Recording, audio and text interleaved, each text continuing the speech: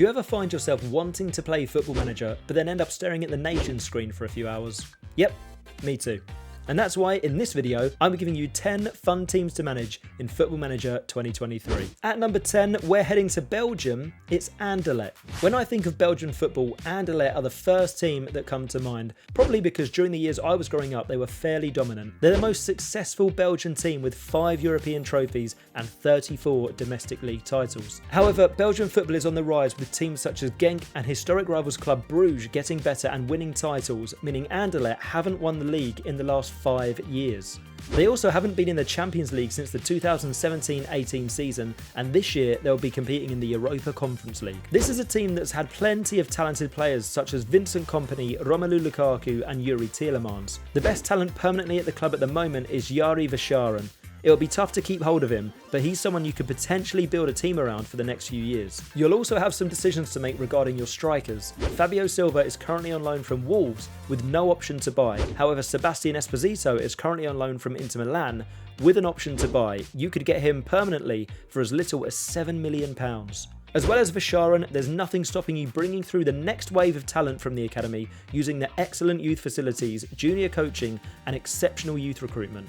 The Anderlecht fans will be getting impatient with the Baron Trophy run, so your goal is to take them back to the top of Belgian football as it continues to grow and eventually look to build on their European success. At number 9, we're flying to France. It's Bordeaux. Now, I've got a feeling a lot of people will be managing Bordeaux this year on FM23. For those that don't know, following a few years of financial struggles, Bordeaux finished bottom of the league last season and were relegated to Ligue 2 for the first time since 1991. In June of this year, it got even worse as they were administratively relegated to the 3rd tier of French football due to financial issues. However, after winning their appeal, they were allowed to remain in Ligue 2. Oh my God! Wow! This is a club that's had plenty of previous success, having won Ligue 1 6 times, however their last title came in 2009. They've since won the French Cup in 2013, but since then things haven't gone brilliantly at all and the fans haven't had much to cheer about either. The squad isn't too bad and luckily still has a lot of quality for this level of football. However, the first season won't be straightforward with Saint-Étienne, Metz and Dijon all competing for promotion. Bordeaux boasts a 42,000 capacity stadium and fans will be demanding promotion sooner rather than later. So there's plenty of work to do here at Bordeaux. Sort out their finances, get them promoted back to Ligue 1 and ensure you stay there before attempting the near impossible task of toppling PSG at the top of French football. We're staying in France for number 8, it's Saint-Étienne. Now this is a team that weren't doing too badly in recent years, finishing in the top 10 of Ligue 1 consistently and also qualifying for European football. There are some similarities between themselves and Bordeaux. They too are one of the most successful clubs in France with 10 Ligue 1 titles, however their last one came in 1981. They were also relegated with Bordeaux last season to Ligue 2, losing a penalty shootout against Auxerre in the relegation playoff. This club should not be playing in the 2nd tier of French football, and according to the season preview, Saint-Étienne are one of the better teams in this league. So the expectations and pressure will be on from the very beginning, as the board and fans will both want Saint-Étienne promoted automatically back to Ligue 1 as soon as possible. For number 7, we're heading to Germany. It's FC Kaiserslautern. Now, there's no denying that Kaiserslautern are a fallen giant of German football. I've managed them before over on my Twitch channel and had a lot of fun taking them up the German leagues. Genuinely, it was one of my favourite ever saves and I've been playing this game for around 20 years now, so I'm sure you'll have just as much fun as me.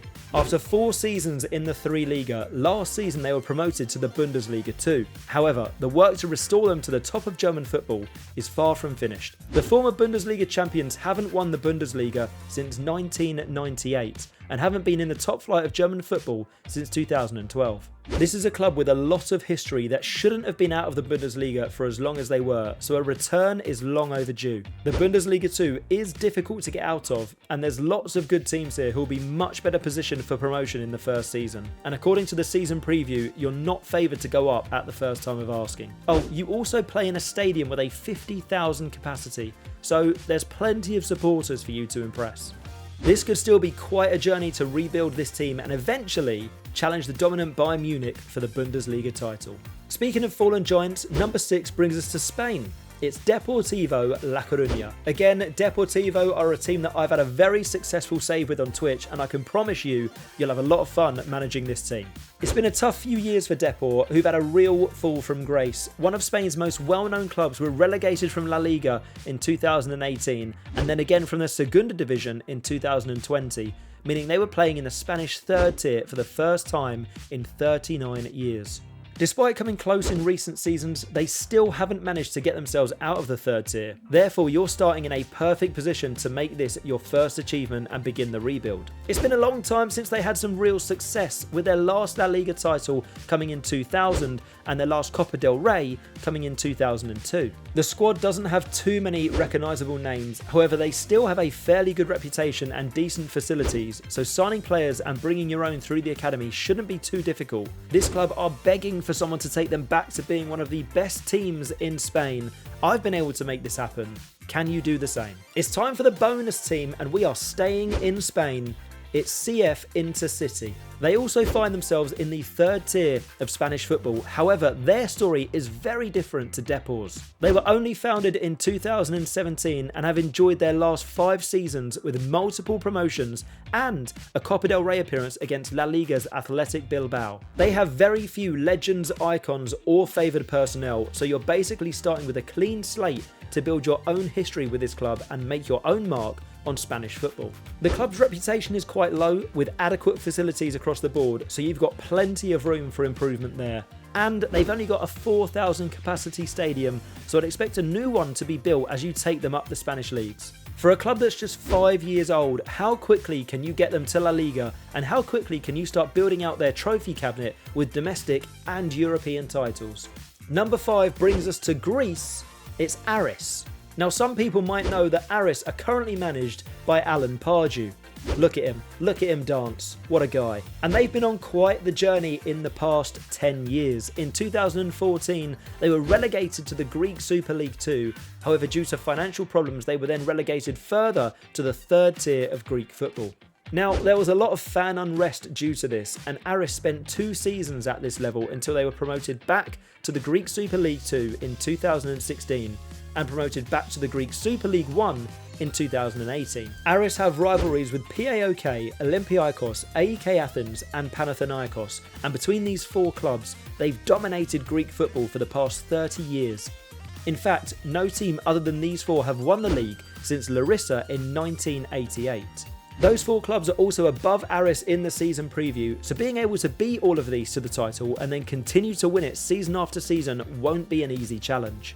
You've also got to juggle the Europa Conference League in your first season. Hopefully, you'll be playing in bigger European competitions soon. The facilities aren't great, so there's plenty of improvements to be made there. And there's plenty of supporters to impress. They've been on a rough journey over the past 10 years and hold a very high influence on the board, so you'll want to keep them as happy as you possibly can. This should be all the motivation you need to take Aris to the top of Greek football and win them their first Greek Super League 1 title since 1946. But if you did need any more motivation, no Greek team has ever won a European competition. So, why can't you make Aris Salonika the first? Number 4 takes us to Italy. It's Monza. Last season, Monza were promoted to Serie A for the first time in their history via the playoffs. Prior to this, they'd spent a lot of time in the lower leagues of Italian football and competed in a total of 40 Serie B seasons, the most of any Italian club without ever being promoted to the top tier. They are owned by former Italian Prime Minister Silvio Berlusconi, and since his arrival in 2018, they've been consistently improving. It's obviously not going to be easy in Serie A, especially for a newly promoted club, as I think this is one of the most competitive leagues in Europe.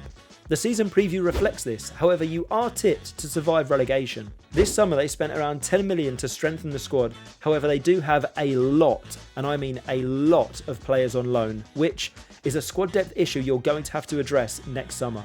Can you keep the good times rolling now Monza are in the top tier of Italian football? Number 3 takes us to Austria, and this save is mainly for European success.